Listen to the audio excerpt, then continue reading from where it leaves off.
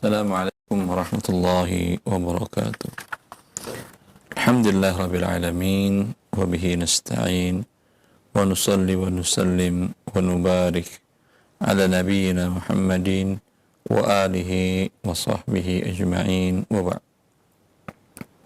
Ikhwani wa akhwati fillah, para pemirsa Raja TV dan para pendengar radio Raja yang dimuliakan oleh Allah Azza wa Jalla. Kembali kita melanjutkan pembahasan dari kitab Zadul Mustaqni' fi Ikhtisaril Muqni', masih dalam bab faraid, kitab warisan, dan telah kita jelaskan perkataan muallif sebelumnya tentang warisan secara umum dinamakan dengan faraid. Ketentuan warisannya berdasarkan firman Allah Azza wa Jal. Namun kita sekarang masuk kepada bab baru yang pembahasannya agak sedikit berbeda, dan bukan sedikit, mungkin agak jauh berbeda dari cara menghitung pada pembahasan sebelumnya. Dinamakan dengan babu Zawil Arham. Zawil Arham, Zawi artinya ashab, zu dari kata zi atau zu. Arham jamak dari rahim, zawi jamak dari zu, zawu, sedangkan arham jamak dari rahim. Zawu atau zawi artinya adalah ashab, pemilik. Arham jamak dari rahim adalah rahim, hubungan rahim. Ya. Maksudnya di sini dalam permasalahan waris di sini adalah kerabat, hubungan nasab seseorang dengan orang tersebut, antara yang meninggal dengan Zawil Arham ini ada masih hubungan nasab. Akan tetapi mereka tidak disebutkan oleh Allah Azza wa Jal dalam ayat waris mendapatkan 1/2, 1/4, atau 1/8, atau 2/3, atau 1/3, atau 1/6, dan seterusnya. Allah tidak menyebutkan mereka. Dan juga mereka tidak disebutkan oleh Nabi SAW, alhiqul fara'idha bi ahliha fama baqiya fali awla rajulin dzakar, yaitu asabah bin nafs yang disebutkan oleh Nabi SAW dengan hadisnya. Tapi mereka masih ada hubungan kerabat dengan mayit tersebut. Ya, ini dinamakan dengan Zawil Arham. Maka apakah mereka mendapatkan waris? Ya, secara umum seperti apa? Siapakah mereka itu? Ya. Mungkin bisa kita lihat dalam mana tadi itu dia muncul. Kelihatan diagram ahli waris di itu, akhi.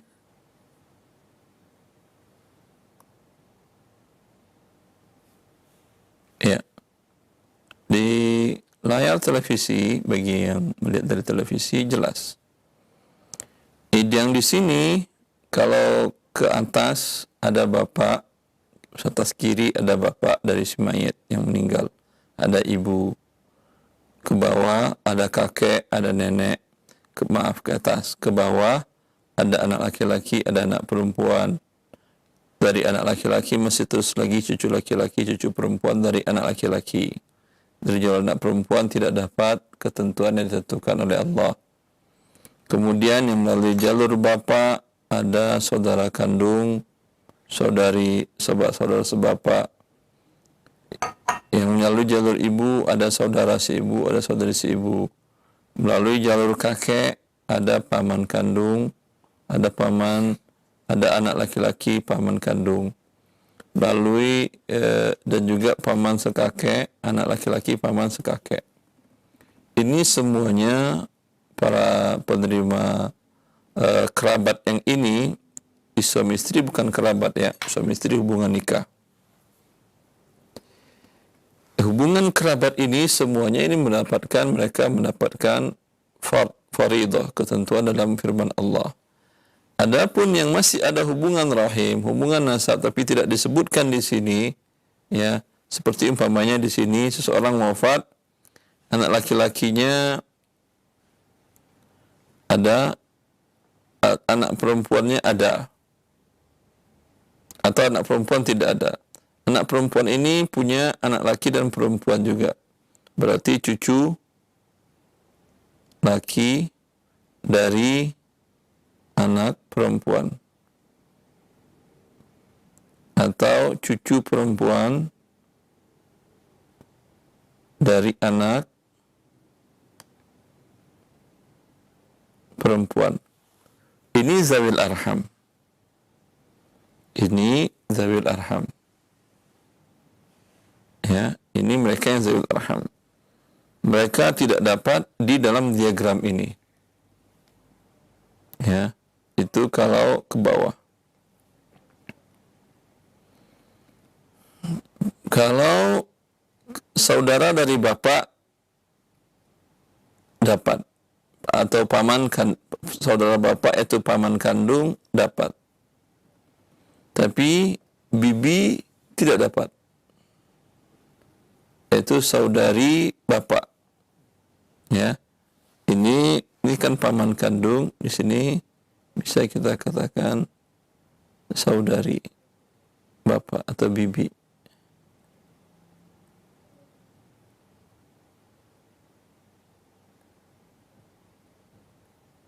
Ya, mereka tidak dapat sebagai ketentuan Allah Azza wa Jalla yang dapat sisa dan seterusnya. Atau anak perempuan dari saudara kandung. Ini saudara kandung karena ada laki-laki. Ya, laki-laki ada. Atau anak dari saudari kandung. Ini saudari kandung sebelah kanan. Ya, anak saudari kandung.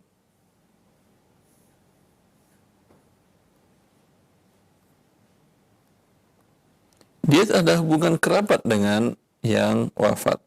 Tapi apakah dia menerima waris? Jawabannya, sebagai kerabat, sebagai faraid, tidak. Lalu sebagai apa? Mereka ini dinamakan dengan zawil arham. Dan dalam hal ini, bila kita telah tahu siapa itu zawil arham, kita akan jelaskan apakah mereka hukumnya seperti apa, apakah mereka menerima hak waris juga kah atau tidak. Yang pertama kita jelaskan dulu siapa ahli zawil arham tadi, yaitu mereka yang masih ada hubungan kerabat dengan yang meninggal, tetapi tidak ditentukan oleh Allah dalam ketentuan faraid, mereka mendapatkan hak waris. Ya, jelas saya kira ya. Maka selanjutnya, apakah orang-orang zawil arham tadi mereka berhak bisa menerima waris atau tidak? Dalam hal ini jelas, kalau ada di antara yang bukan zawil arham tapi zawil furud, yaitu yang memiliki bagian tertentu, atau dia adalah merupakan asabah, maka tentu zawil arham tidak dapat, karena asabah mengambil sisa seluruhnya, tidak ada untuk zawil arham.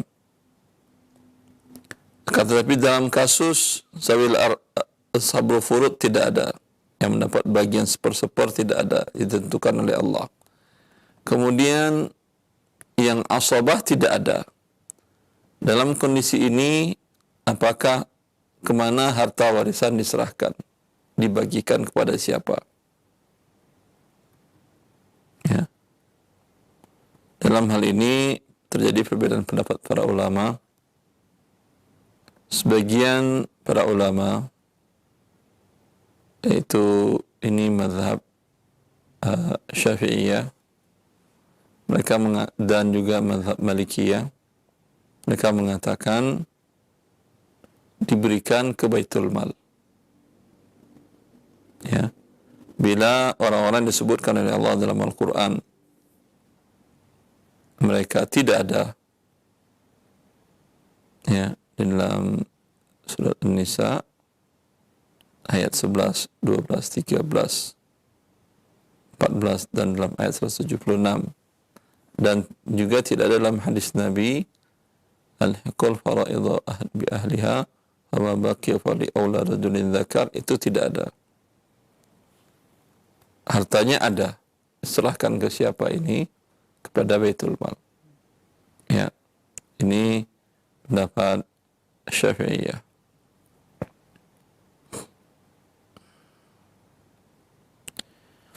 Adapun karena menjadi hak kaum muslimin, kata mereka, dalilnya apa? Dalilnya hak kaum muslimin, harta tidak ada, tentu hak Baitul Mal. Otomatis hak Baitul Mal karena tidak ada pemilik. Sama dengan Anda menemukan harta di jalan, temu emas satu bongkah besar. Ya, Anda tidak tahu siapa pemiliknya. Ya, setelah diumumkan 1 tahun, tidak ada yang datang mengaku. Emasnya lumayan 5 kilogram umpamanya. Halalkah untuk Anda pakai? Khawatir kalau kepakaian itu nggak bisa ganti. Maka dalam hal ini berikan ke Baitul Mal. Akan dinikmati oleh seluruh kaum muslimin. Itu kepentingan kaum muslimin seluruhnya. Itu pendapat Syafi'iyah. Tapi Syafi'iyah berpendapat mereka mensyaratkan seperti dalam Nihayatul Muhtaj, dalam Mughnil Muhtaj, izan tazam, apabila Baitul Mal itu tertata rapi. Baitul Mal ada, kemudian tidak ada kezaliman pada Baitul Mal itu. Artinya uangnya tidak diserahkan kepada yang non mustahiknya, kepada siapapun juga yang bisa mengambilnya atau bisa dikorupsi, tidak. Benar-benar kondisi Baitul Malnya rapi, auditnya bagus semuanya, dan diberitahukan kepada orang tidak ada unsur kezaliman di sana dari hak Baitul Mal tadi. Dalam hal ini boleh diserahkan ke Baitul Mal. Ya. Bagaimana dengan kondisi negara kita? Apakah dalam mazhab Syafi'i, kan kaum muslimin di negara kita sebagian besar mereka bermazhab Syafi'i. Tidak ada masalah dalam syariat Islam mereka bermazhab Syafi'i, ya, tapi tentu dengan sekedar mempelajarinya dan mengamalkannya, dan bila ada dalil yang kuat yang mereka ketahui yang menyalahi mazhab Syafi'i, tentu tidak bijak berpegang kepada mazhab, meninggalkan sabda Nabi sallallahu alaihi wasallam. Jangankan kita, Imam An-Nawawi sendiri masyhur dalam Al-Majmu', beliau keluar dari mazhab Syafi'i dalam beberapa masalah. Di antaranya permasalahan membatalkan wudu dari memakan daging unta. Ya, beliau mengatakan yang rajih adalah itu batal wudunya karena hadisnya sahih. Ya. Secara umum seperti itu. Apakah bila kita berpedoman kepada mazhab Syafi'i dalam kasus ini, kita kemudian menyerahkan, ada orang yang wafat, kemudian hartanya banyak, ingin diserahkan, ahli warisnya yang zawil furud tidak ada, yang ada zawil arham ada. Apakah kita serahkan ke zawil arham atau ke Baitul Mal? Dalam mazhab Syafi'i ke Baitul Mal. Kemana kita serahkan? Ke Indonesia? Kementerian Keuangan kah? Ya, wallahu a'lam. Setahu saya tidak ada rekening khusus di Kementerian Keuangan yang menerima dana seperti itu. Setahu saya. Apakah ke yayasan sosial kah? Ya, bisa dikatakan Baitul Mal. Ya, yayasan sosial tentu bukan Baitul Mal, karena Baitul Mal dikelola oleh negara, bukan yayasan. Tetapi bila negara memberikan hak, ya, mungkin dalam bentuk badan atau apa nama wadah lembaga pengelolaannya, mungkin bisa dikatakan baitul mal. Ya, bila terpenuhi hal tersebut. Kemudian syarat yang kedua, sekarang baitul mal tidak ada, baitul mal muslimin tidak ada. Yang ada adalah yayasan-yayasan sosial baik di bawah ormas ataupun non ormas. Organisasi masyarakat seperti beberapa organisasi masyarakat yang besar negara kita, yang Islam, ada Nahdlatul Ulama, ada Muhammadiyah, ada Persis, ada Nahdlatul Watan, ada Al-Wasliyah, ada Jamiah Wasliyah, ada Persis, dan banyak, ada Al-Adishat, banyak. Ya, apakah ini bisa dinamakan baitul mal? Wallahu alam. Dari definisi tidak memenuhi. Ya, dari definisi tidak memenuhi dinamakan baitul mal al-muslimin. Maka dan syarat yang kedua muntazim, artinya rapi pekerjaannya, profesional pengelolaannya, tidak berdasarkan apa namanya kepentingan ormas, kepentingan politik. Tapi kalau ormas itu biasanya kepentingan ormasnya lebih tinggi. Ya. Kepentingan ormasnya lebih tinggi bila yayasan sosial itu di bawah ormas. Bila yayasan sosial itu berafiliasi dengan satu partai politik, kemungkinan besar kepentingan politiknya lebih terasa, lebih kelihatan dalam hal tersebut.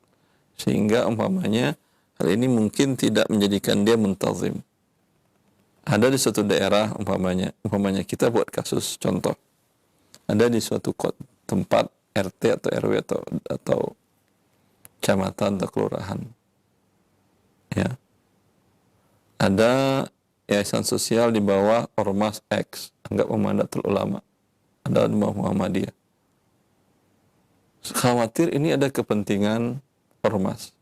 Bila dia bukan jamaah Nahdlatul Ulama, di Masjid Nahdlatul Ulama, ya, mengajukan kebutuhan sosial, saya khawatir kemungkinan tidak dapat. Begitu juga yayasan sosial di bawah ormas Muhammadiyah yang datang kepada mereka mengajukan dana kebutuhan hidupnya, kepentingan kesusahannya, kesempitan hidupnya untuk dibantu, dilihat keorganisasiannya tidak ada anggota keorganisasi Muhammadiyah. Ya. Ini tentu menyebabkan bisa dikatakan tidak muntazim. Karena namanya baitul mal muslimin, selagi dia muslim ada haknya di sana. Apapun ormasnya, apapun politiknya, apapun rasnya, apapun partainya. Karena Islam tidak ada partai, Islam tidak ada ormas, Islam tidak ada ras. Innamal mu'minuna ikhwah. Semua orang muslim bersaudara. Ya. Maka kalau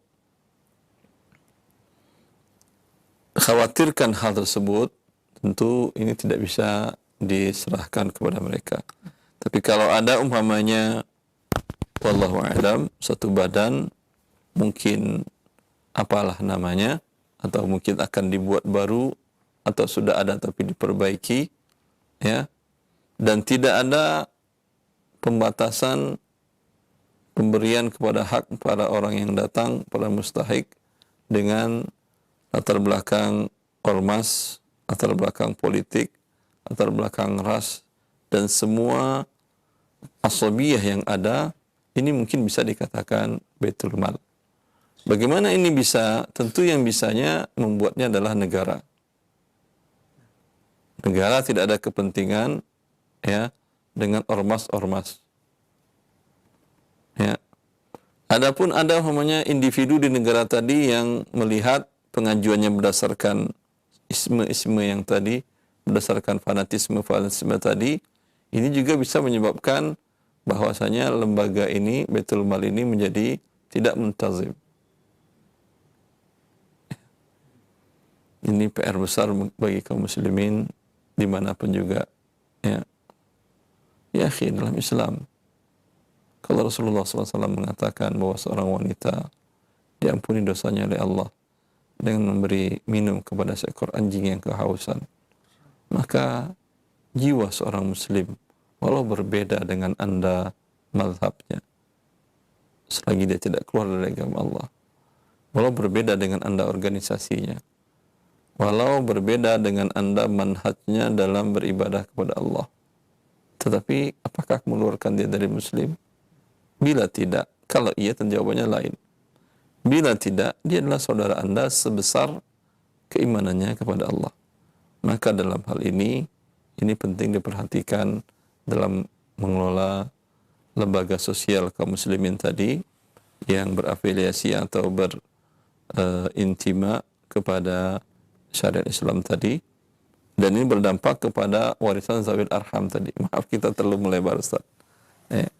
Pada zawil arham tadi, masalah kasusnya bisakah diberikan kepada Baitul Muslimin berdasarkan mazhab Syafi'i ini, saya kira tidak memenuhi kriteria atau syarat untuk sebagaimana disyaratkan oleh para Syafi'iyah dalam Baitul Mal al-Muslimin. Jelas Imam Syafi'i tidak menjelaskan izan tazam ghairu muntazim, karena di masa beliau tidak terjadi hal itu. Ini ijtihadat para ulama setelahnya. Melihat para pemimpin, para raja, para muluk setelah itu muncul hal-hal di luar yang terjadi pada masa-masa kaum muslimin masih dekat dengan masa risalah Nabawiyah Muhammad sallallahu alaihi wasallam, di mana ma'ruf qisas para khulafa ar-rasyidin umpamanya Umar bin Khattab di masa khilafah beliau, harta dari Persia, semua harta benda yang mahal di dunia ada di Masjid Nabawi, dikumpulkan oleh Umar bin Khattab. Ketika dikatakan ketika pagi Umar Khalifah membuka penutup dari harta yang dibahas rampasan perang dibawa dari Persia, semua berkilau, ada emas, ada perak, ada berlian, ada zamrud, ada safir, semua yang mahal di dunia ada, karena Persia adalah kerajaan lama tua. Ribuan tahun sebelumnya kerajaan itu ada. Dan di masa Umar hancur kerajaannya Umar dan dibawa semua kekayaannya ke kota Madinah. Maka ketika dibuka, Umar mengatakan buka penutupnya, dibuka dan kelihatan semua harta yang mahal tersebut. Lalu Umar mengatakan, orang-orang yang membawa harta kemari sebanyak ini tentulah orang-orang yang amanah. Ada celetukan sebagian sahabat yang hadir di sana atau sebagian yang hadir di sana mengatakan, ini karena engkau wahai Imamul Muslimin, wahai Khalifatu Amirul Mu'minin, seorang yang adil, seorang yang zuhud dan takut kepada Allah. Faizar ta'ta rata'u, karena engkau takut kepada Allah sehingga seluruh pasukanmu tidak berani mengambil secuil emas pun, satu perak pun mereka tidak berani, satu keping pun tidak berani mereka selundupkan. Faizar ta'ta farta'u, tapi kalau engkau wahai Khalifah Amirul Mu'minin, engkau menjadi jauh dari Allah, tidak adil lagi, pasti ini tidak akan sampai sebanyak ini. Mungkin yang sampai ke Masjid Nabawi tidak sampai seperti ini, mungkin 10%-nya yang sampai hal tersebut. Ya. Dan itu seperti itu tadi, maka berdasarkan mazhab Syafi'iyah ini tidak bisa diberikan ke Baitul Mal. Lebih baik ke Zawil Arham. Berarti tidak ada khilaf kalau begitu dengan para ulama Syafi'iyah, bila ahli waris itu sudah tidak ada, maka diberikan kepada Zawil Arham. Tapi bagaimana cara memberikannya? Seperti yang kita katakan di awal tadi, sedikit ada perbedaan yang sedikit tapi signifikan, Ustaz. Seolah-olah kita belajar baru lagi cara membagikannya, tidak seperti yang kemarin, ya. Maka ini kita akan bahas dengan lebih rinci pada pertemuan selanjutnya insyaallah taala. Allah barik fiik. Jazakallah khair, kami sampaikan kepada Al-Ustaz Dr. Wali Tirmidzi hafizahullah taala. Pendengar dan pemirsa Raja TV, demikian mukaddimah dan penghantar dari pembahasan bab waris secara khusus dalam bab Zawil Arham atau kekerabatan, di mana pembagiannya secara rinci akan kita bahas kembali pada kesempatan pekan yang akan datang. Dan kemudian sebagai penghantar mudah-mudahan bisa memberikan penjelasan yang lebih rinci dalam mukadimah ini. Anda bisa bertanya dalam soal jawab secara khusus dalam bab waris ya. Kami sampaikan kepada semua pendengar dan pemirsa yang ingin bertanya di line telepon ataupun melalui pesan singkat. Dan kita berikan kesempatan via telepon terlebih dahulu. Silahkan. Assalamualaikum. Waalaikumsalam warahmatullahi wabarakatuh. Dengan siapa Umu di mana? Dari hamba Allah di Gorontalo. Baik, silahkan Umu pertanyaannya. Silahkan. Halo, suaranya terputus. Halo. Ya, silahkan pertanyaannya langsung Umu. Begini Ustadz, dulu nama saya pernah dipinjam oleh kakak saya untuk kredit barang. Dulu saya belum paham sunnah ya Ustadz, apalagi riba. Terus sekarang barangnya kan belum lunas. Sudah berapa tahun? Sudah 6 tahun, sudah tidak ditagih-tagih lagi. Yang saya tanyakan apakah itu utang saya atau utang saudara saya? Yang berhutang dengan pihak tersebut ibukah atau saudara ibu? Yang nama saya yang dipakai karena Nama ia dipakai, tapi yang bertransaksi dengan pihak pemberi pinjaman Anda atau saudara? saya Ustadz, karena kakak saya tidak bisa diproses barangnya, jadi pakai nama saya. Tapi barangnya sekarang ada sama kakak saya. Sebentar, berarti yang bertransaksi kredit tadi, pinjaman tadi Anda dengan pihak pemilik dana. Iya, kredit barang Ustadz, barang. Anda beli barang. Iya, kredit barang, ambil barang. Membeli atau ambil? Kredit barang Ustadz. Beli dengan tidak tunai begitu kan? Iya, tidak tunai, kredit barang. Ya. Iya, karena dulu saya kan tidak paham riba Ustadz ya, tapi sekarang saya. Kalau beli barang asal tidak ada denda keterlambatannya, tidak riba. Iya, soalnya yang riba itu kalau Anda pinjam uang ke bank, lalu dapat uang Anda beli barang. Itu yang ribanya adalah pinjaman. Pembeliannya tidak ada masalah. Selagi tidak ada denda keterlambatan bila terlambat membayar pada pembelian tadi. Tapi status utangnya itu Ustaz, utang saya atau utang kakak saya? Yang membeli barang kan ibu Anda kan ya? Ya. Ya, maka hutangnya hutang Anda kepada pihak penjual tadi. Oh, jadi harus saya yang lunasi Ustaz ya? Dunia akhirat ya. Artinya kalau ada sesuatu si yang menjual ke Anda bisa membawa Anda ke pengadilan. Tapi sekarang sudah 6 tahun sudah tidak ditagih-tagih lagi, terus tidak ditagih tergantung. Iya. Kalau dia putihkan tidak akan diminta di akhirat.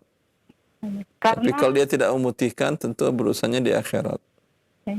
Karena yang proses barangnya saya sudah semua karyawan yang waktu prosesnya barang saya sudah dipecat. Tadi karyawannya mungkin karyawannya baru semua Ustadz. Terus saya juga waktu pengeluaran barang itu saya tidak hadir Ustadz, cuma pihak karyawan yang proses. Terus baru saya tahu ternyata nama saya tidak sesuai dengan barang yang ada sama saya. Begitu, nama saya dipakai lagi orang lain, saya pakai nama orang lain, begitu Ustaz. Baik, Umu. Kita akan simak jawaban kesimpulan dari pertanyaan Umu. Itu saja pertanyaannya. Ya. Nah. Assalamualaikum Ustaz. Waalaikumsalam warahmatullahi wabarakatuh. Ya, wallahu a'lam.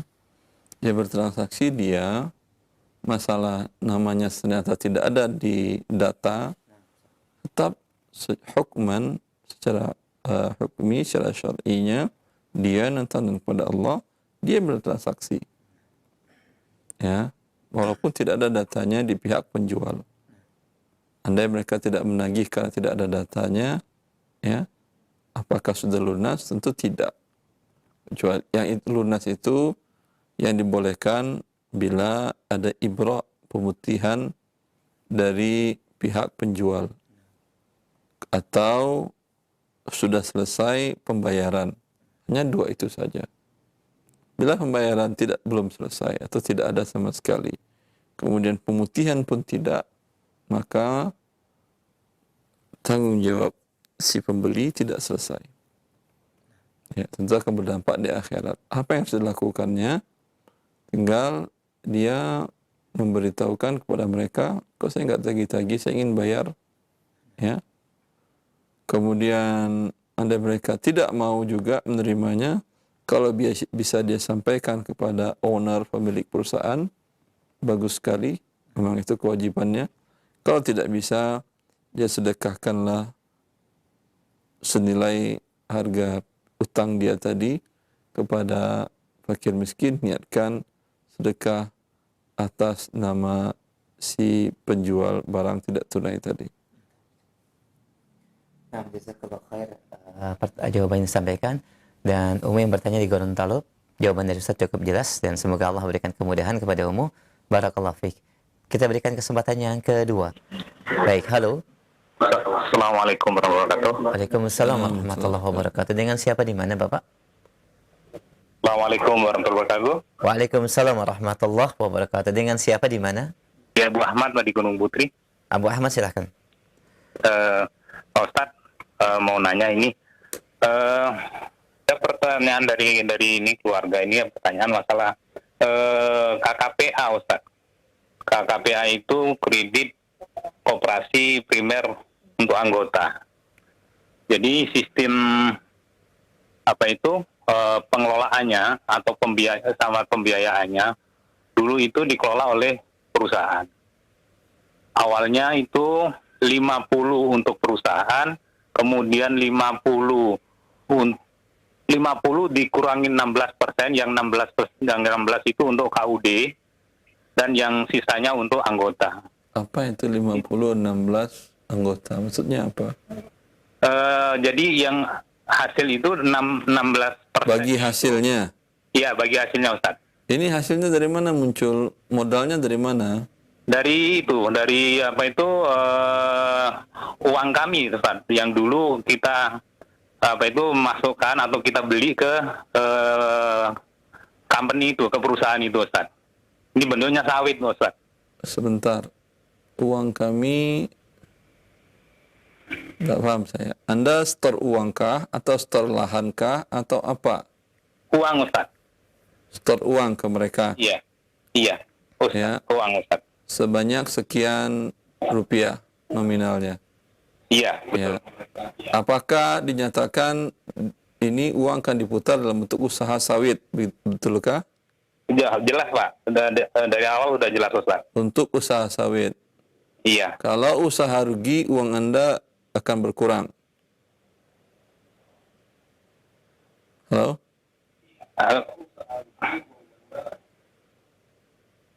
Halo? Iya, kalau usaha rugi, uang Anda akan berkurang atau tidak? Ya berkurang, Ustaz. Karena begini, Ustaz, sistemnya itu kan selama 10 tahun ini, selama 10 tahun itu ada sisa kredit yang masih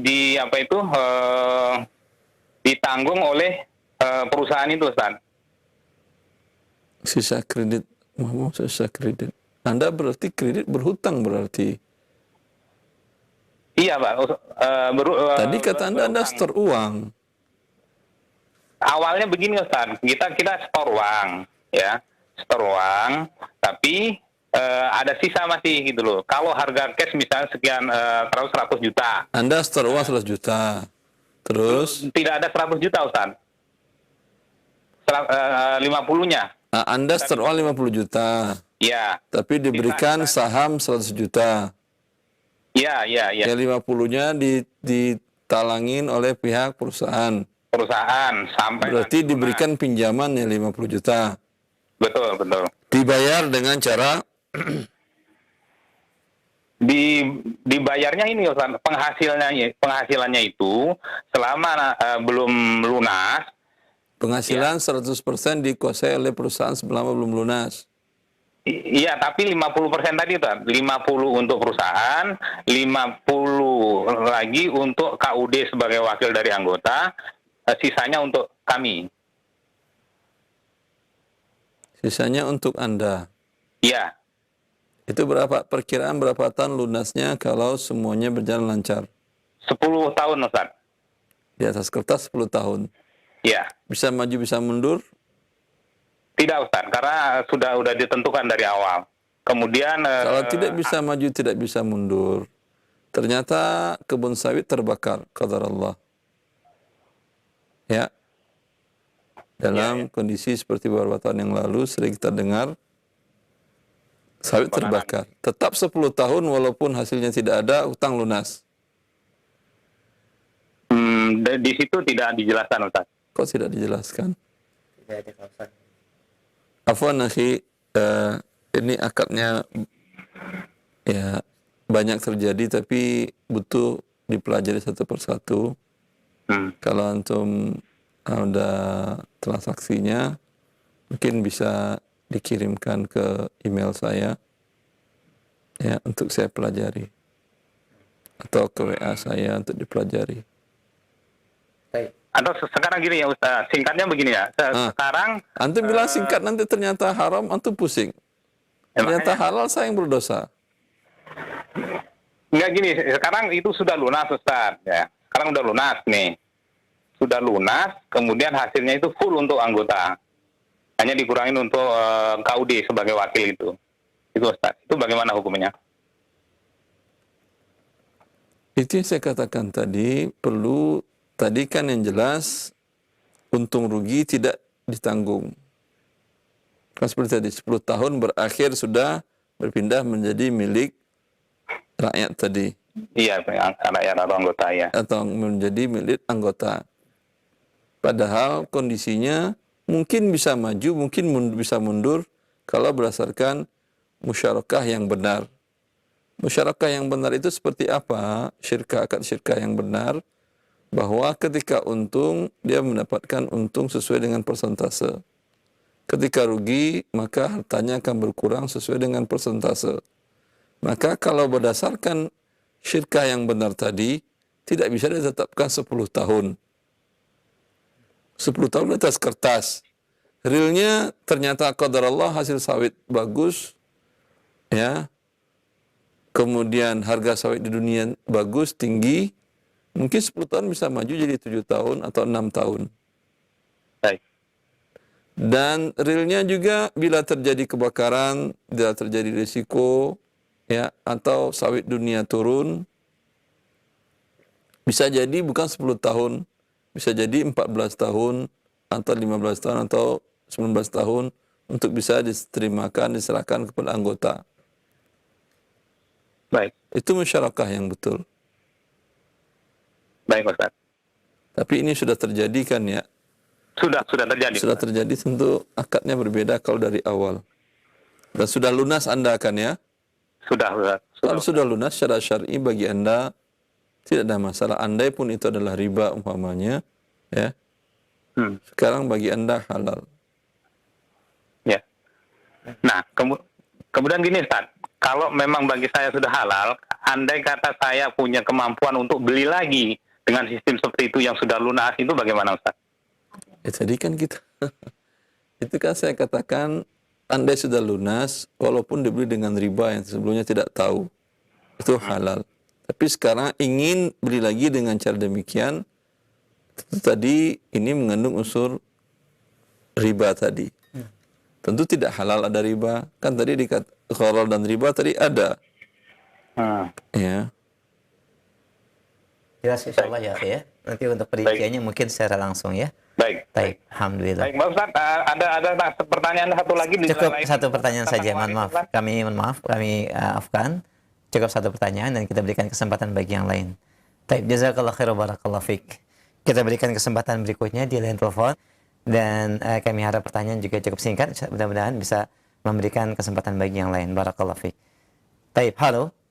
Halo, Assalamualaikum. Waalaikumsalam warahmatullah. Dengan siapa di mana, Umu? Ini ada dari Banyumas, dari Umu Sidik. Baik, silahkan Umu. Ya. Assalamualaikum Ustaz. Assalamualaikum warahmatullahi. Begini Ustaz, ini karena temanya masalah waris, ini saya mau tanyakan. Kebetulan saya mendapatkan waris berupa uang dan barang dagangan. Nah, karena ini sudah 1 tahun, kemudian di tabungan sudah memenuhi 1 nisab, maka saya zakatkan. Nah, kemarin saya zakatkan kepada pesantren, dan di pesantren itu dia tanya, apa ini dibikin jalan, karena pesantren itu memerlukan jalan, jadi saya iyakan saja karena saya tidak tahu apakah itu tidak apa-apa. Terus yang kedua adalah, nah, barang ini kan barang dagangan, ada yang sudah laku dan ada yang belum laku. Nah, kalau seumpama ini barang yang laku, saya tidak tahu apakah ini dalam 1 tahun ini sudah memenuhi 1 nisab atau belum, karena memang catatannya memang secara manajemen tidak begitu rapi. Dan kemudian barang yang ada uang yang katakanlah uang yang diwariskan itu melebihi dari 5 nisab gitu ketika diwariskan. Nah, kemudian uang ini hanya saya pakai untuk satu kebutuhan primer ya, bukan kebutuhan sekunder, kebutuhan primer dan kebutuhan untuk barang dagangan. Pertanyaan yang kedua, bagaimana saya harus menghitung barang dagangan warisan dan barang dagangan yang saya beli ketika saya memerlukan barang lain untuk berdagang kembali? Pertanyaannya apa? Bukan warisannya, bukan zakatnya yang Ibu tanyakan sekarang. Apa pertanyaannya tadi? Bagaimana? Pertanyaannya apa, Ibu ulangi? Pertanyaannya, apakah kalau umpama zakat itu dimasukkan ke buat jalan pesantren, apa tidak apa-apa? Itu tidak boleh, karena dalam Al-Quran ya, untuk fakir miskin yang lebih utama. Waktu itu saya serahkan ke pesantren, sama pesantren dia dikasih tawaran, karena saya tidak tahu, saya serahkan saja. Ini karena kami sedang memerlukan buat jalan. Ke pesantren pun tidak boleh, yang boleh adalah ke santri dan guru-guru yang mereka termasuk bagian dari fakir miskin. Oh. Tapi kalau santri dia anak orang kaya di sana, tidak boleh. Oh enggak sih, kalau enggak orang kaya enggak. Bukan orang kaya, anak orang kaya. Yang di pesantrennya pesantren miskin, dia tentu jadi miskin, hidup kayak mereka juga. Itu tidak boleh dia terima zakat, karena bapaknya kaya raya. Begitu. Maka ke depannya Anda berzakat itu, Anda cek satu persatu, ada tetangga Anda, ada saudara Anda, kerabat Anda, yang mana pengeluaran hariannya untuk yang pokok lebih besar daripada harta yang didapatnya, baik gaji atau upah atau hasil penjualan barang atau hasil taninya, tidak mencukupi kebutuhan pokok. Kekurangannya itu boleh dikalikan 1 tahun, diberikan kepada dia zakat seperti itu. Umpamanya ada ponakan Anda atau adik Anda yang dia bekerja, tidak malas-malasan. Kemudian Sudah terlanjur bagaimana Ustaz? Harus bayar zakat lagi kembali atau bagaimana? Sebentar saya ajarkan dulu yang benar, masalah terlanjur nanti dulu. Ya. Maka Anda hitunglah. Kalau dia mengatakan kebutuhan harian bulanannya untuk makan, minum, pendidikan yang pokok tentunya, kemudian transport yang pokok, itu habis sebulan itu sekitar 4 juta.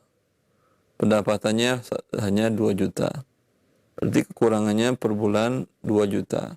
Dikalikan dengan 12, 24 juta. Zakat Anda cuma 20 juta.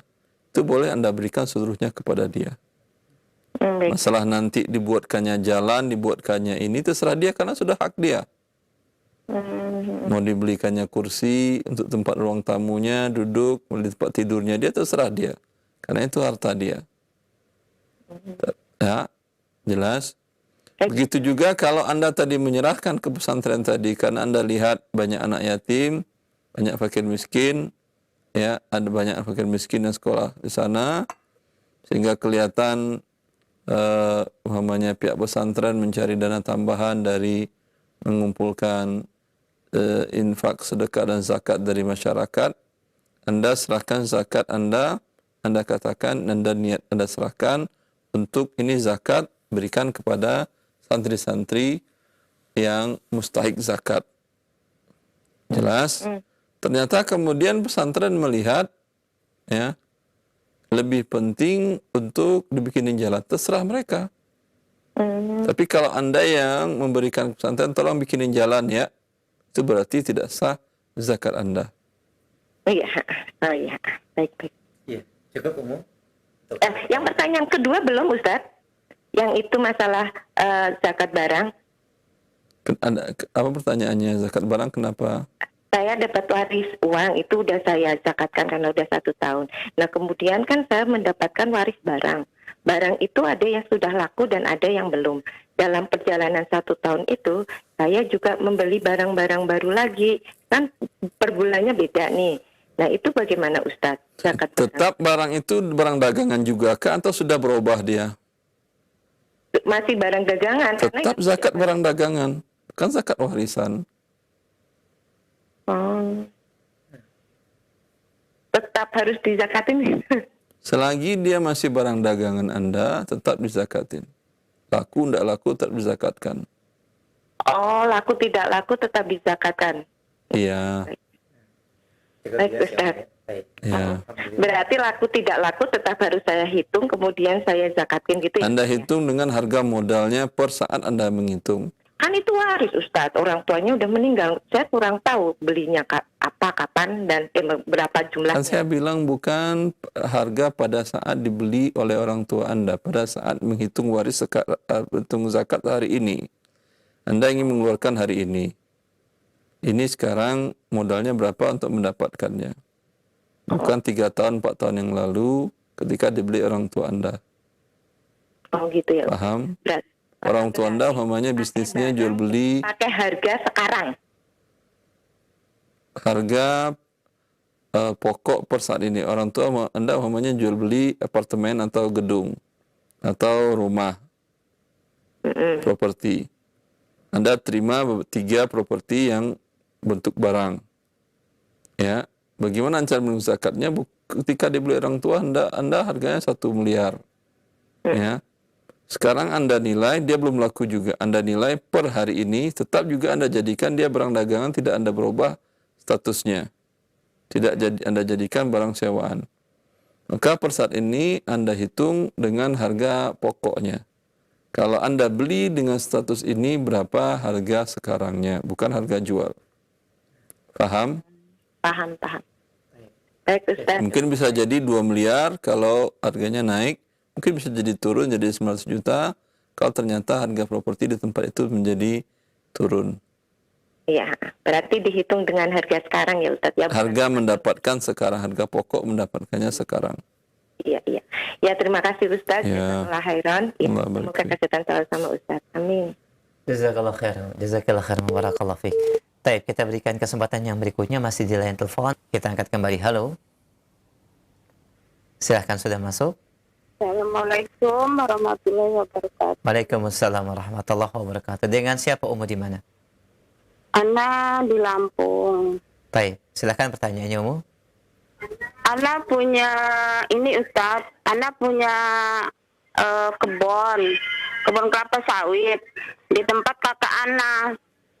Lantas setelah beberapa tahun kebun itu dijual tanpa ada musyawarah kepada Ana.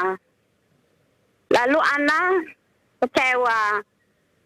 Ana bilang sama mereka, anak-anaknya, bahwa Ana juga lagi dalam keadaan keperluan mendesak. Anak-anak ingin sekolah di kuliah. Jadi Anak ingin menuntut harta tersebut, ternyata mereka juga dalam keadaan sulit.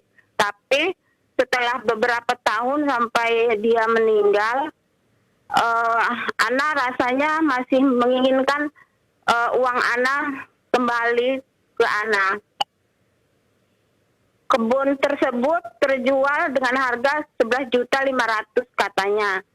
Lalu Ana, setelah kakak Ana meninggal, Ana dicicil uang tersebut. Kadang 500, kadang 1 juta. Dengan beberapa tahun itu lunas. Namun mereka tidak mau berbicara sama Ana, berbicara sama kakak Ana saja. Jadi anak-anak mereka itu putus hubungan dengan Ana. Jadi Ana tadinya berniat Ana minta dikembalikan dengan harga 50 juta karena waktu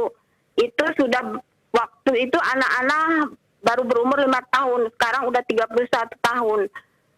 Baru dibayar sama dia tahun 2019. Kalau Ana menuntut harga itu dengan kelebihan seperti itu, apakah Ana riba, Ustadz? Kalau dikonversikan dengan emas, 11 juta di tahun itu berapa gram emas? Ana waktu itu sudah tidak teringat ya, karena Tinggal dilihat tahun berapa itu. waktu itu anak-anak Dia jual itu tahun berapa? sekitar tahun 98 Ustadz, kira-kira 98 berapa emas per gram, Ustaz? Berapa emas per gram 98, Ibu? 200.000 kah?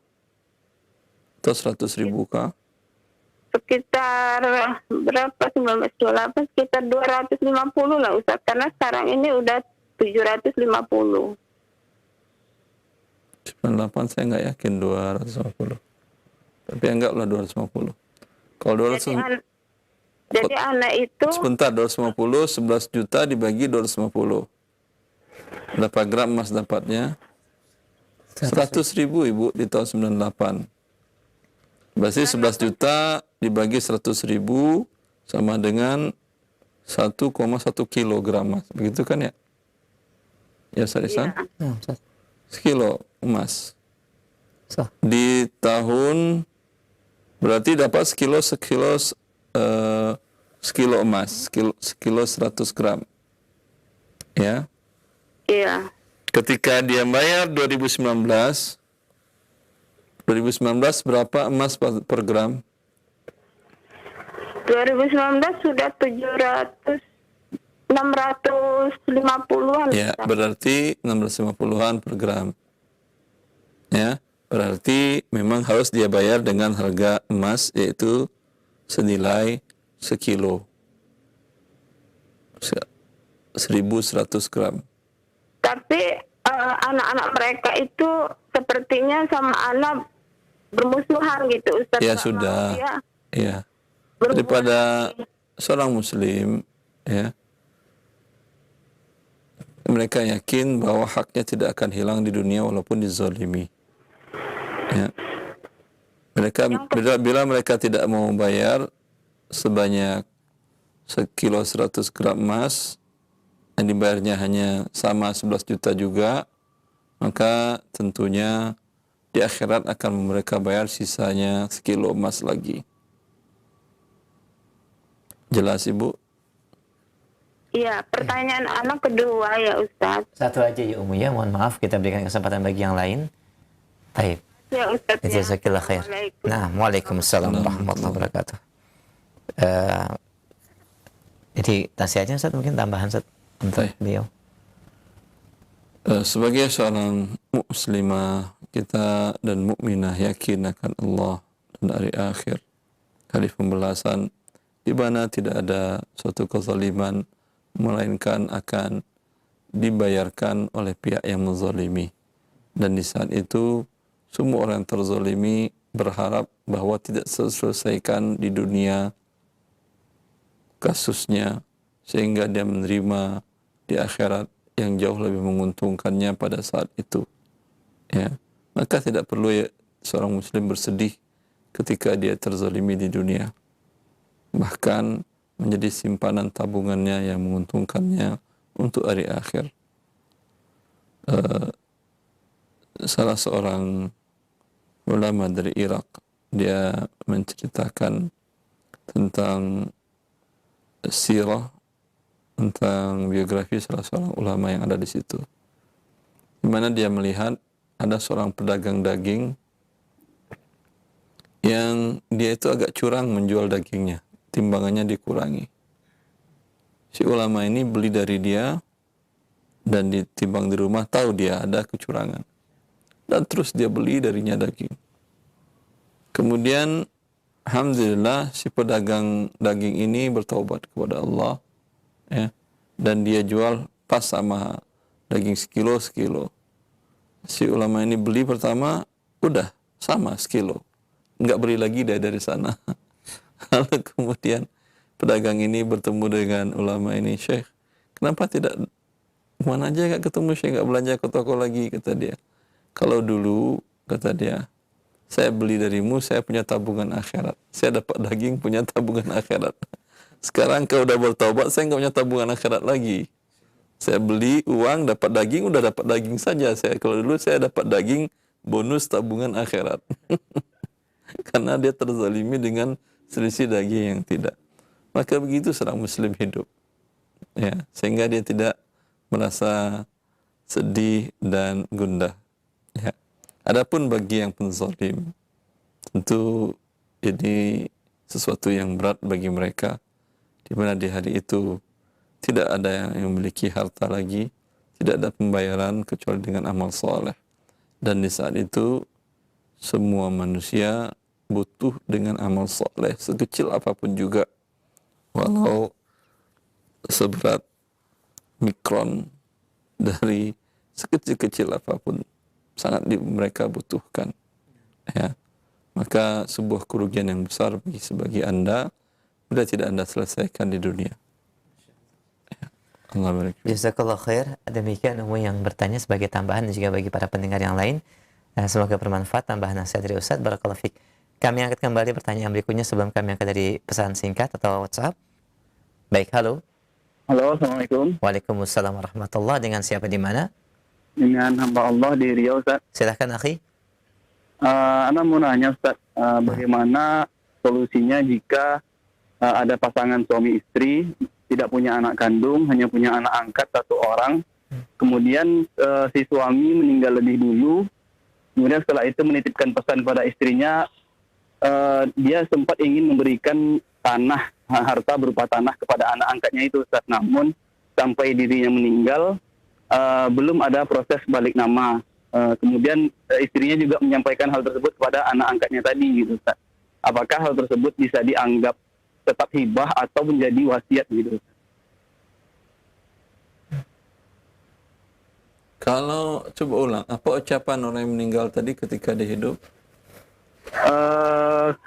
Mungkin seperti tanah ini kasih ke anak angkatnya itu, gitu, Ustaz. Apa? Kurang jelas juga sih dia ceritanya, Ustaz. Kalau kurang jelas saya nggak bisa menjawab yang tidak jelas. Tidak jelas, apalagi sama saya. Oh, berarti kita tanyakan dulu bagaimana lafaz orang tuanya itu pada saat itu. Iya. Seperti apa lafaznya? Katakanlah kalau misalnya dia memang memberikan gitu kata-katanya, Ustaz, memberikan untuk anak angkatnya itu. Dia bilang tanah ini untuk anakku, anakku anak angkat ini. Tapi anak angkat itu tidak balik nama juga, tidak diurusnya juga tanah itu. Iya, Ustaz. Tidak diurus, seolah-olah milik dia tidak terjadi. Ya. Bagaimana Terus solusinya? kemudian dia wafat. Kemudian orang tuanya dua-duanya udah wafat, Ustaz. Yang Dia wafat. Apakah anak angkat ini boleh mengambilnya sebagai hibah? Jawabannya atau tidak. jatuhnya kepada wasiat gitu, Ustaz? Tidak. Itu kan tergantung lafaznya, Ustaz, ya. Itu menjadi hak waris. Menjadi hak waris, Ustaz. Dia tidak dapat anak angkat ini jadinya. Berarti, Bukan wasiat. Kalau wasiat dia mengatakan, kalau saya wafat, ambil tanah ini untukmu. Nah, Ustaz. Kalau itu bisa bila jumlah tanah itu nilai tanah itu tidak lebih dari 1/3 keseluruhan harta yang berwasiat. Nah, Ustaz. Tapi kan lafaz, makanya saya tanyakan kepada Anda, ucapan yang meninggal tadi sebelum meninggal ya, seperti apa bunyinya? Nah, Ustaz. Kalau misalnya lafaznya memang betul memberikan gitu Ustaz, dan kenyataannya sekarang sudah meninggal orang tuanya, Ustaz, bagaimana solusinya Ustaz? Berarti jawabannya tadi bukan solusinya, jawabannya apa tadi? Dapat dia apa tidak? Tidak dapat ya Ustaz? Ya udah, tidak dapat. Kembali ke waris ya Ustaz. Betul sekali, Masya Allah. Nah Ustaz, jazakallah khair Ustaz. Allah yang baik. Jazakumullah khair akhi, barakallahu fiik. Kita angkat kembali selanjutnya dari pesan singkat dan WhatsApp. Assalamualaikum warahmatullahi wabarakatuh. Ustaz, ketika kita melihat tukang sampah atau security yang bekerja, bolehkah kita memberikan sedekah kepada mereka? Dan apakah ini masuk ke dalam bagian tips yang dilarang, Ustaz? Jazakallah khair. Allah. Kalau Anda tidak tinggal di sana, di tempat yang ada security dan tukang sampah tadi, tidak ada masalah. Anda lewat di jalan, lihat security, Anda berikan dia uang 1 juta. Lewat lagi di jalan, lihat tukang sampah, Anda berikan 2 juta.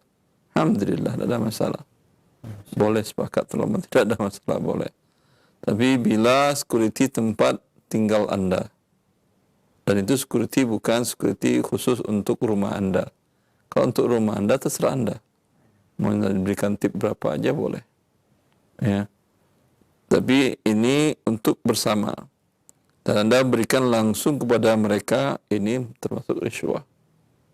Bagaimana caranya? Kalau Anda ingin memberikan juga, terkadang biasanya di bulan Ramadan, biasanya ketua rukun tetangga atau rukun warga atau RW ya menghimbau para anggota perumahan tadi, siapa yang ingin memberikan bantuan atau bahkan memang diminta harus dengan sekian nominalnya, pada saat itu Anda berikan, tidak ada masalah. Ya, baik. Nah, alhamdulillah, jazakallah khair. Demikian pendengar yang bertanya, barakallahu fiik. Kami akan kembali pertanyaan berikutnya dari pendengar kita. Assalamualaikum warahmatullahi wabarakatuh. Terkait dengan warisan, paman saya meninggal kemarin, dan beliau meninggalkan istri atau ahli warisnya ada seorang istri dan 2 anak laki-laki, Ustaz. Seorang istri dan 2 anak laki-laki. Bagaimanakah pembagian harta warisannya? Jazakallah khair. Ya, istri 1 orang, 2 anak laki-laki. 2 anak laki-laki, Ustaz. Bismillah.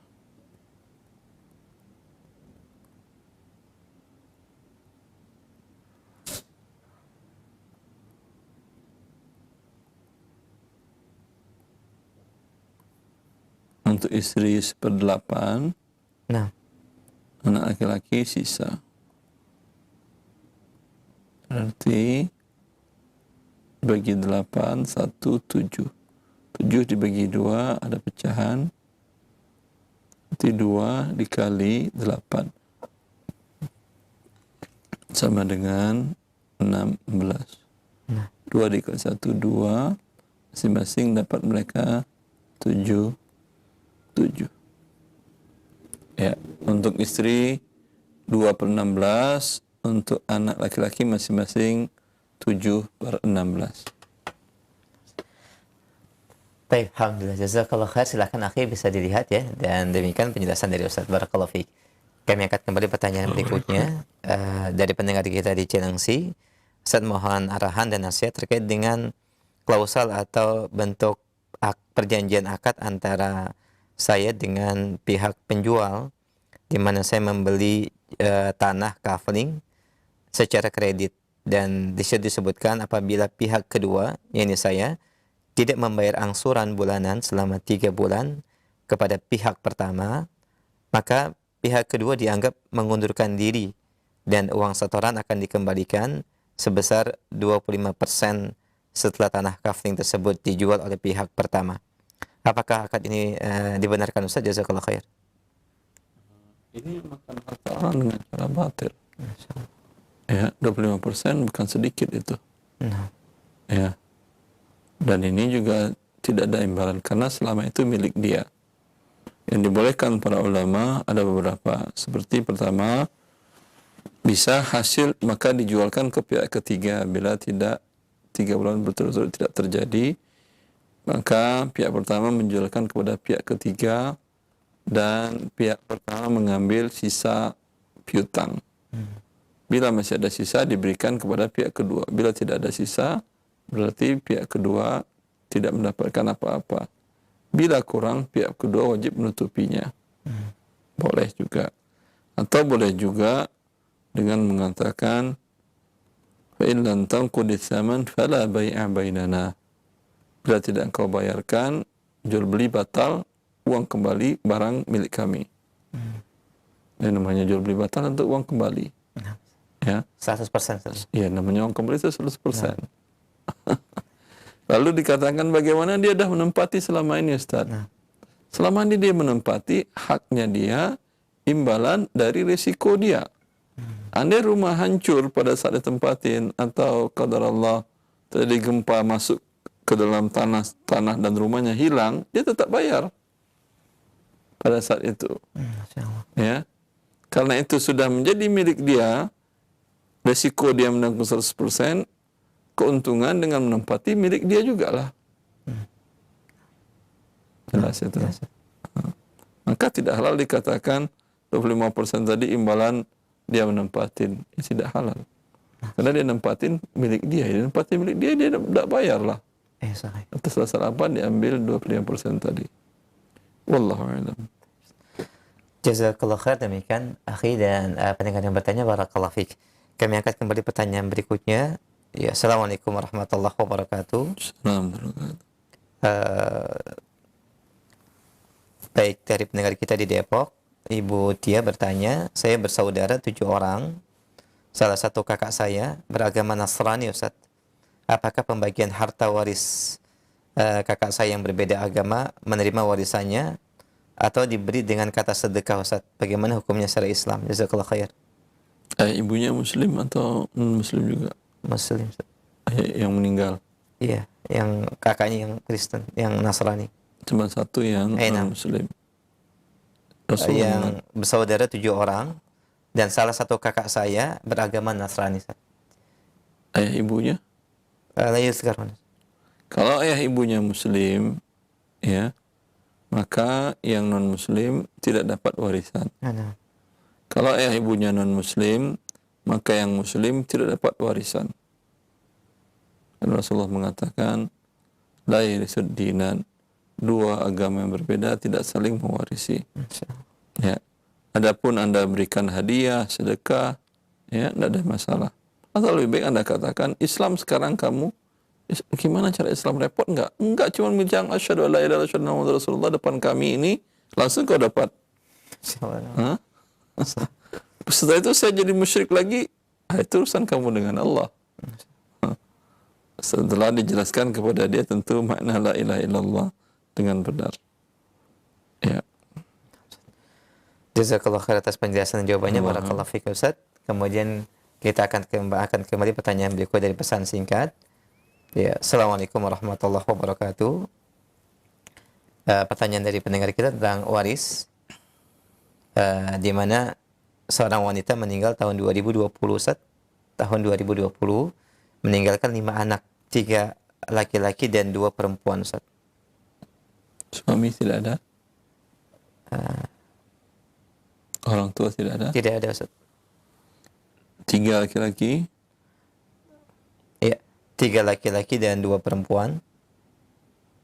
Kemudian ada penjelasannya. 1 laki-laki, yaitu anak yang laki-laki, salah satu di antaranya meninggal tahun 2011. Sebelum ibunya wafat, Ustaz. Berarti saat dia wafat, anaknya cuma 2 laki-laki? 2 laki-laki dan 2 perempuan. Berarti memang cuma 2.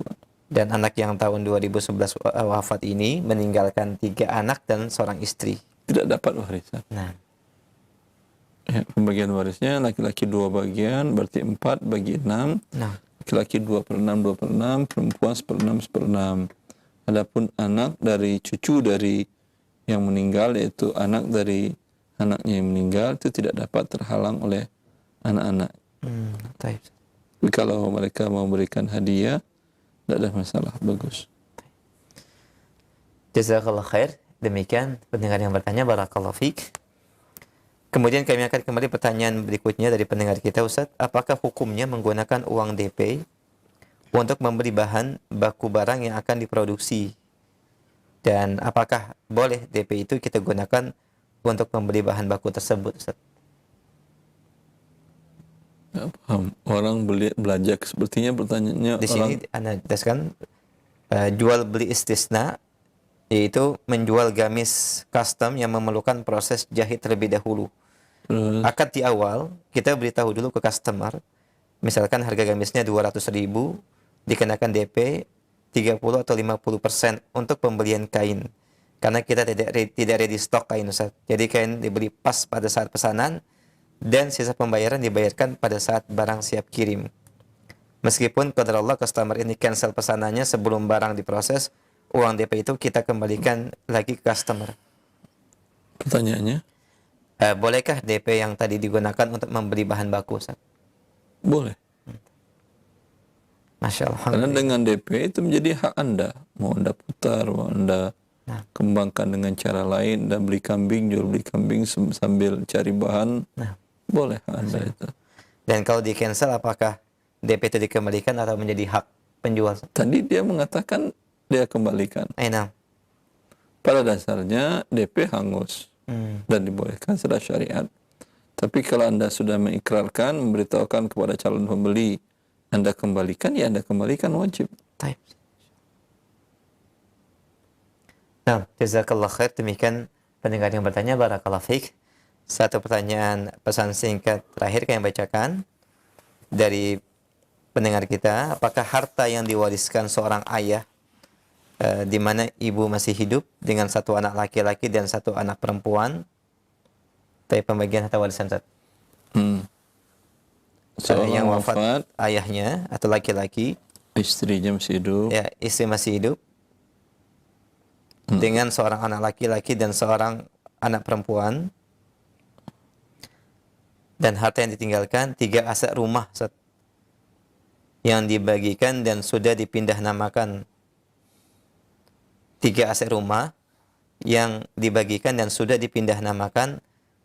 semasa masih hidup. Nah, 2 aset rumah atas nama anak-anaknya, namun semuanya masih di-keep atau sertifikatnya oleh ibu tersebut dan tidak boleh diambil oleh anak-anaknya karena khawatir akan dijual oleh anak-anaknya, padahal anak-anak tersebut sudah dewasa dan berumah tangga. Apakah dengan anak meminta haknya dengan cara yang bijak dan lembut termasuk durhaka kepada orang tua? Kalau memang itu punya ayahnya yang memberikan dan sudah balik nama, itu hak mereka. Nah, Malah si ibu tidak ada hak untuk menghalangi ini, dan dia termasuk berdosa, kecuali kalau dia melihat bila diserahkan kepada mereka memudaratkan mereka. Ya, dia mungkin ya sebaiknya disampaikan baik-baik apa alasan ibu melarang, begitu kan ya. Nah. Kalau dia mengatakan, ya saya khawatirnya nanti kan kamu perempuan, kamu nikah diambil suami kamu, ya sampaikan dengan baik. Ya tentu saya menikah cari yang tidak mau ngerampok harta saya lah. Begitu juga yang laki-laki, kata dia, ntar kamu nikah sama istri kamu dirampoknya tuh rumah kamu. Laki-laki juga bilang, saya tentu akan cari calon istri saya yang tidak mau ngerampok harta saya. Bila ternyata dirampok, ya namanya hidup, apapun milik kita orang bisa merampok juga kan. Apakah berarti harus tidak menjadi milik kita? Kan juga tidak. Hasil tidak termasuk durhaka. dinasihati baik-baik, Ustaz. Ya, disampaikan dengan baik-baik. Tetapi kembali kepada kaidah umum, sebagian ulama mengatakan bahwa ibu sama dengan ayah. Anta wa maluka li abika. Engkau dan hartamu miliknya. Ya. Bila dia mengambil untuk dirinya, bukan tidak hanya mengkip. Kalau mengkip tadi tentu didiskusikan. Tapi kalau dia mengatakan, nggak ada hak kalian di sini. Ini kan harta pencarian mama dengan papa kalian dahulu. Ya udah, biarkan saja. Ya, tunduk dengan sabda Nabi, anta wa maluka li abika, kamu dan hartamu milik ayahmu. Dan para ulama, sebagian ulama mengatakan ibu pun sama posisinya dengan ayah dalam hal seperti ini. Ya, Allah a'lam. Jazakumullah khair. Demikian arahan dan juga nasihat yang disampaikan oleh Ustaz terkait dengan apa yang ditanyakan. Semoga Allah memberikan kemudahan kepada ibu yang bertanya. Barakallahu fiik. Dan kita berikan satu penelpon terakhir di kesempatan pagi ini. Baik, kita angkat kembali. Halo. Silahkan, sudah masuk. Assalamualaikum warahmatullahi wabarakatuh. Waalaikumsalam warahmatullahi wabarakatuh. Dengan siapa Bapak, di mana? Rizal Singkawang, Kalimantan Barat. Ahlan Pak Rizal, silahkan. Barakallahu fiik, Ustaz. Nah. Ana mau menanyakan ini, Ustaz, tentang tukar menukar uang antara A dan B. Si A mempunyai uang 100.000 rupiah, ingin menukar uang dengan pecahan 100.000 rupiah dengan uang kecil, Ustaz. Qadarullah cuma si B 90.000, Ustaz. Lalu berkata kepada A, 10 menit lagi datang ke sini. Apakah itu dibolehkan, Ustaz? Tidak boleh lah. Ini kan tukar-nukar tidak tunai jadinya. Nah, Ustaz, Caranya jadi boleh. Ya udah, saya nggak ada uang, nggak cukup ber-80. Ini saya pinjamkan 80, yang 100 jaminkan dulu ya. Paham? Ustaz. Paham Pak Rizal? Nah. Begitu caranya untuk keluar dari riba tuh. Nah, Ustaz, Assalamualaikum warahmatullahi wabarakatuh. Waalaikumsalam warahmatullahi wabarakatuh. Jazakallah khair. Dan demikian pertanyaan kami terakhir dari Pak Rizal sebagai penutup kajian dan sebagai ikhtitam. Ustaz, silakan. Ya. Semoga Allah berikan kita taufik dalam hidup ini sehingga hanya mau mengambil harta yang halal dan meninggalkan harta yang diharamkan oleh Allah Azza wa Jalla. Dan di sanalah kebahagiaan hidup kita, bukan dengan banyaknya angka, nominal, saldo, bukan, tapi dengan menikmati harta yang halal dan meninggalkan yang haram. Wallahu li taufiq wa sallallahu ala nabiyina Muhammad wa alihi wa sahbihi wa sallam. Assalamualaikum warahmatullahi wabarakatuh.